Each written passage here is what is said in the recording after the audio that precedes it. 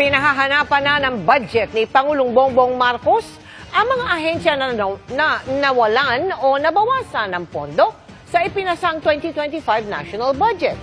May ilan ding pondo na pinababalik naman ng Pangulo sa orihinal nitong pinaglaanan. Kasalanan talaga to ni FPRRD. Pera na naging bato pa. Hirap na tuloy access ang website ng DBM.